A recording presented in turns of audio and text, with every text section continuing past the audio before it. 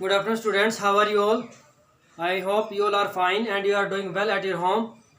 So, dear students, last time in our previous lecture we have discussed already about electrochemistry. Today we are here with the new unit, that is chemical kinetics.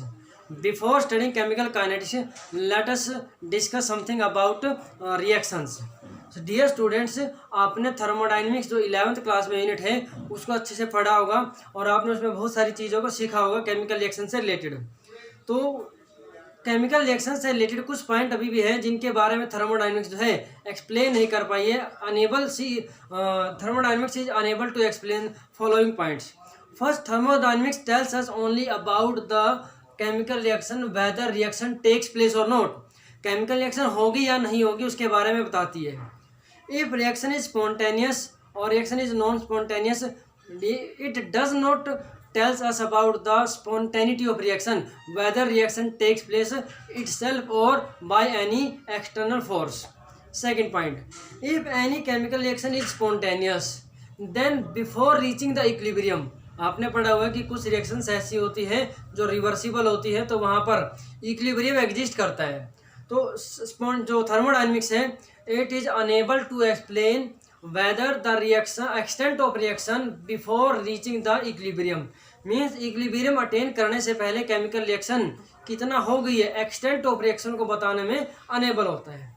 And third point जो thermodynamics explain नहीं कर पाती, that is speed of reaction और rate of reaction. So dear students, all these questions are answered by unit chemical kinetics. Chemical kinetics हम पढ़ेंगे तो ये mostly जो है इन पॉइंट को कवर करती है। तो what is chemical kinetics? Chemical kinetics,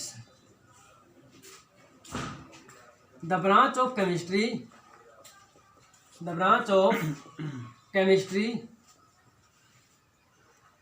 which deals with study of rates of reaction,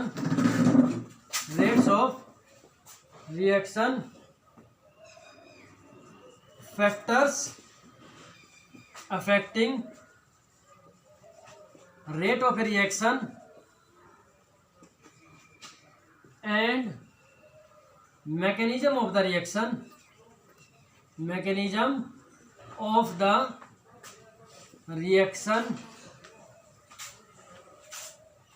that has taken place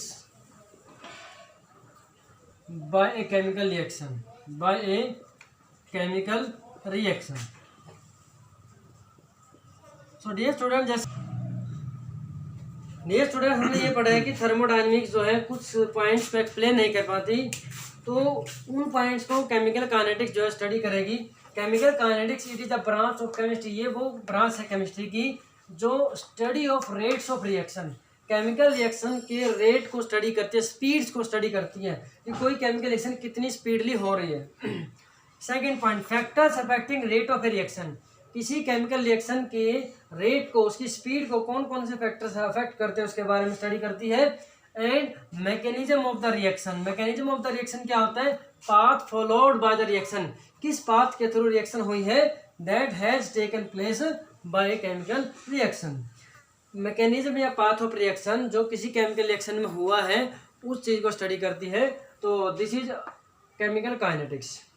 so before studying chemical kinetics we are going to discuss some basic terms related to chemical kinetics. And firstly we have to classify the chemical reactions on the basis of rate of reaction. देखो यहाँ पर definition में हम mostly जो है rate of reaction, reaction का rate क्या, speed क्या है, और कौन कौन से फैक्टर रिएक्शन की स्पीड को अफेक्ट करते हैं, और कौन सा पाथ है, मैकेनिज्म है जो रिएक्शन ने अडोप्ट किया है। तो सबसे पहले हम क्लासिफिकेशन करते हैं केमिकल रिएक्शन का on the basis of rate of reaction. Classification on the basis of rate of reaction. Rate of reaction के बेस पर, स्पीड ऑफ रिएक्शन के बेस पर हम रिएक्शंस को क्लासिफाई कर रहे हैं। First is very fast reactions.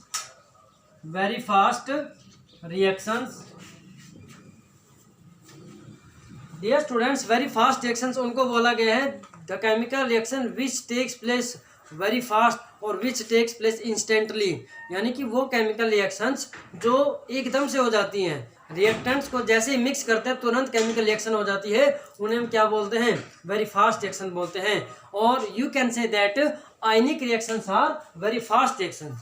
For example AgCl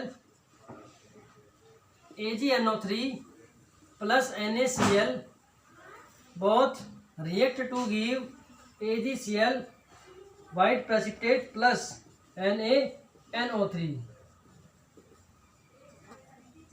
so dear students, यहाँ पर आप देखेंगे सिल्वर नाइट्रेट और सोडियम क्लोराइड दोनों रिएक्ट करते हैं। तो इसमें जैसे ही सिल्वर नाइट्रेट AgNO3 और सोडियम क्लोराइड को मिक्स करते एक दूसरे के साथ, तुरंत वाइट प्रेसिपिटेट बन जाते हैं। White precipitate of AgCl silver chlorides are formed. Another example अगर हम डिस्कस करें, BaCl2 प्लस H2SO4, प्रोडक्ट क्या बनेगा, BaSO4 प्लस 2HCl। तो यहाँ पर भी आप देखेंगे, यहाँ पर भी वाइट प्रेसिपिटेट बन जाता है। तो डियर स्टूडेंट्स, ये जो केमिकल रिएक्शंस हैं, इन केमिकल रिएक्शन में क्या होता है, जैसे ही हमने रिएक्टेंट को मिक्स किया किसी कंटेनर में या कॉनिकल फ्लास्क में या बीकर में, तुरंत क्या हो जाती है, केमिकल रिएक्शन हो जाती है। तो ऐसी रिएक्शन को हम क्या बोलते हैं, वेरी फास्ट रिएक्शंस बोलते हैं। Second, very slow reactions, simply we can say that slow reactions. Slow reactions या very slow reactions, very slow reactions. Dear students, very slow reactions वो होती हैं which takes place in days, in months और in years also. वो chemical reaction जो दिनों में, महीनों में या सालों में होती है, उन्हें हम क्या बोलते हैं, वेरी स्लो रिएक्शंस बोलते हैं। वेरी स्लो रिएक्शंस में जैसे आपका एग्जांपल है रस्टिंग ऑफ आयरन है, लोहे का जंग लगना है। उसके अलावा डेज की अगर बात करें, ईयर्स की अगर बात करें, तो जो डिके होता है, यानी कि कार्बन बॉडी में से जो कार्बन का डिके होता है, रेडियो एक्टिव एलिमेंट्स का जो डिके होता है, that takes place many years. तो वो केमिकल रिएक्शंस क्या होती हैं, वेरी स्लो रिएक्शंस होती हैं। यहाँ पर हम एग्जांपल लिख सकते हैं rusting of iron. Third one, the reactions which have intermediate rate of reaction, intermediate rate of reaction। Intermediate rate of reaction का मतलब क्या है कि वो केमिकल रिएक्शंस जो ना तो बिल्कुल फास्ट होती है और ना ही स्लो होती है, उन्हें हम क्या बोलते हैं, इंटरमीडिएट रिएक्शंस बोलते हैं। तो यहाँ पर हम बात करते हैं hydrolysis of esters. Hydrolysis of esters, dear students, आपने 10th क्लास में एस्टरिफिकेशन रिएक्शन पढ़ी है। उसमें आप क्या करते हैं, इथेनॉल और इथेनोइक एसिड की रिएक्शन कराते हैं इन प्रेजेंस ऑफ सल्फ्यूरिक एसिड, तो आपको इथाइल इथेनोएट मिलता है। तो यहाँ पर हम हाइड्रोलिसिस ऑफ, इसका एग्जांपल क्या है, हाइड्रोलिसिस ऑफ एस्टर्स, एस्टर्स की हाइड्रोलिसिस। तो देखो CH3COO C2H5 प्लस H2O, इसकी प्रेजेंस में रिएक्शन हो रही है, H प्लस की प्रेजेंस में कर सकते हैं, NH की प्रेजेंस में भी कर सकते हैं। तो यहाँ से आप देखेंगे प्रोडक्ट क्या बनेगा, CH3COOH plus CH3CH2OH, CH3COO C2H5 plus H2O। Hydrolysis का मतलब क्या होता है, वाटर ऐड करना होता है, और इसमें क्या करते हैं, वाटर को ऐड किया जाता है इन प्रेजेंस ऑफ H प्लस। ये जो H प्लस आयन है ये क्यों यूज करते हैं, क्योंकि H प्लस आयन क्या है, ये वाटर पुअर आयनाइजिंग एजेंट होता है। H प्लस आयन जो एसिड उसको गुड कंडक्टर बना देता है, जिससे ये आयोनाइज हो जाता है, डिकम्पोज हो जाता है और रिएक्शन फास्ट हो जाती है। तो ये जो केमिकल रिएक्शन है इसका नाम क्या, इथाइल इथेनोएट। जैसे ही हाइड्रोलिसिस की, वाटर ऐड किया, इथेनोइक एसिड और इथेनॉल में ब्रेक डाउन हो जाता है। ये रिएक्शन जो है ये इंटरमीडिएट रेट की रिएक्शन है। सेकेंड है हाइड्रोलिसिस ऑफ सुक्रोज। सुक्रोज का फॉर्मूला क्या होता है, C12H22O11 प्लस H2O, ये भी क्या है H प्लस की प्रेजेंस में है। सुक्रोज जो है it is made up of glucose and fructose, तो ये दो यूनिट्स C6H12O6 प्लस C6H12O6, यहाँ पर आप देखेंगे C12 है, H22 और 2 24 और 11 और 1 12, तो उसमें से डिवाइड हो गया, ये क्या बन जाता है आपका ग्लूकोज और ये क्या बन जाता है fructose. Actually this reaction takes place in presence of catalyst, उसको इनवर्टेज कैटलिस्ट हम बोलते हैं। ये हम जो है जब हम जो बायोमोलिक्यूल्स यूनिट पढ़ेंगे वहाँ पर ये केमिकल रिएक्शन आपको देखने को मिलेगी। तो डियर स्टूडेंट्स, ये आपको पता चल गया कि रिएक्शन के रेट के बेस पर केमिकल रिएक्शन जो है वो बहुत फास्ट रिएक्शन होती है और बहुत स्लो रिएक्शन होती है और इंटरमीडिएट रिएक्शन होती है। नेक्स्ट क्वेश्चन है वाई इज इट सो, ऐसा क्यों है कि some reactions are very fast, some reactions are very slow and some reactions are of intermediate rate. This is due to fact that while taking chemical reactions, some chemical bonds of reactants are broken and some new bonds are formed। Dear student, जब भी chemical reaction होती है तो reactants के बीच में कुछ bond break down, जो पहले से प्रेजेंट बॉन्ड होते हैं वो ब्रेक डाउन होते हैं और कुछ न्यू बॉन्ड्स बनते हैं। तो dear students,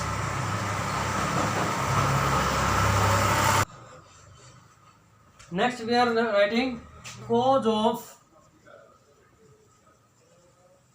difference of rates of reaction, cause of difference of rates of reaction, इसका मतलब क्या है कि रिएक्शंस का रेट अलग अलग होने का, उनमें डिफरेंस होने का कारण क्या है।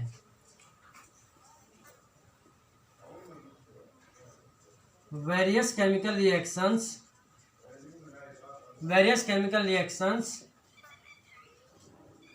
are of different rates because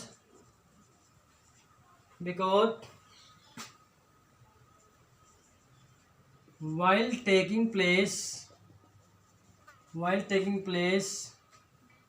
a chemical reaction,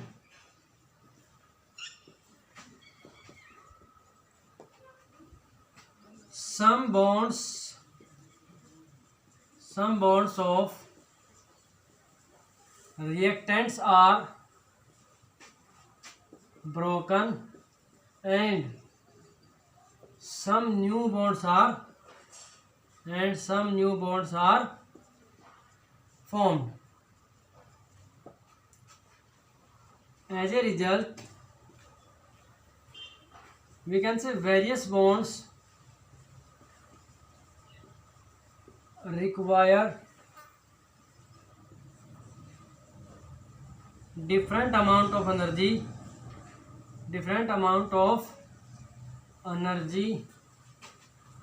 for breaking and different amount of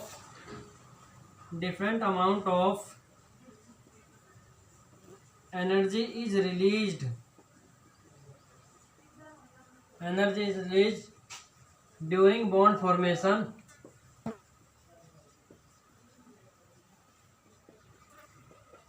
As a result, we can say that different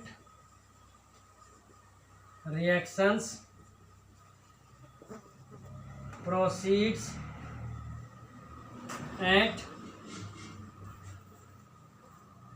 different rates. So dear students, जब केमिकल रिएक्शन होती है तो रिएक्टेंट्स के कुछ बॉन्ड ब्रेक होते हैं, कुछ नए बॉन्ड बनते हैं। तो बॉन्ड के ब्रेक होने के लिए एनर्जी सप्लाई करनी पड़ती है और बॉन्ड बनने के दौरान क्या होता है, एनर्जी रिलीज होती है।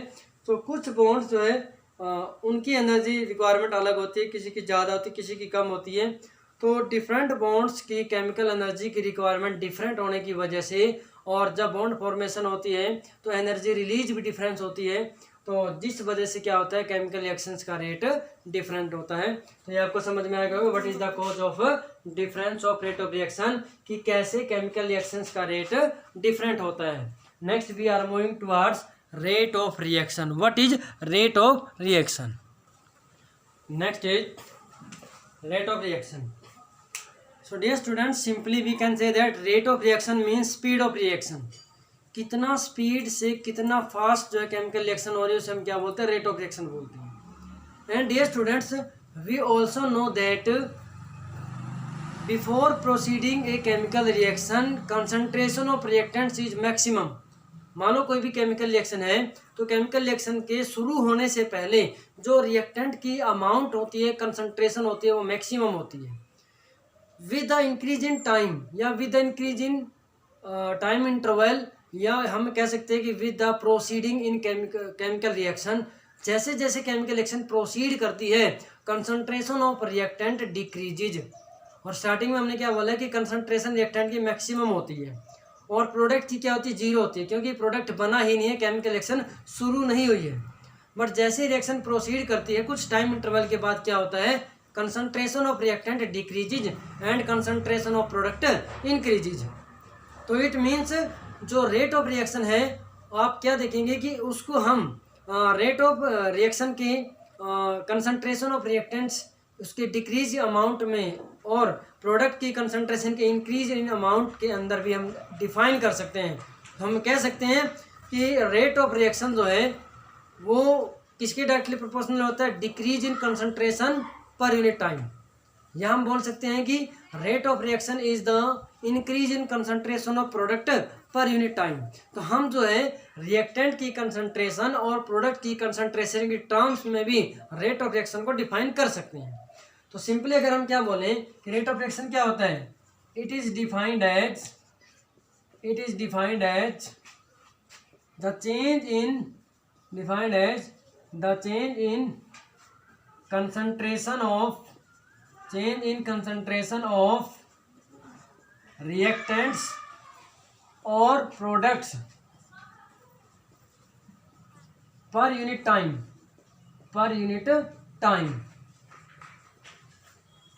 is called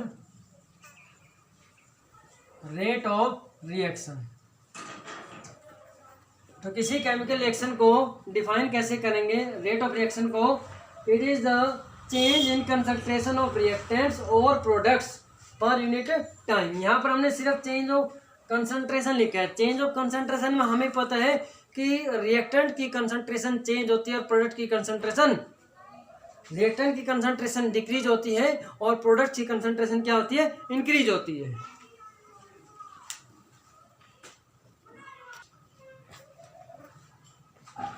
consider a hypothetical reaction.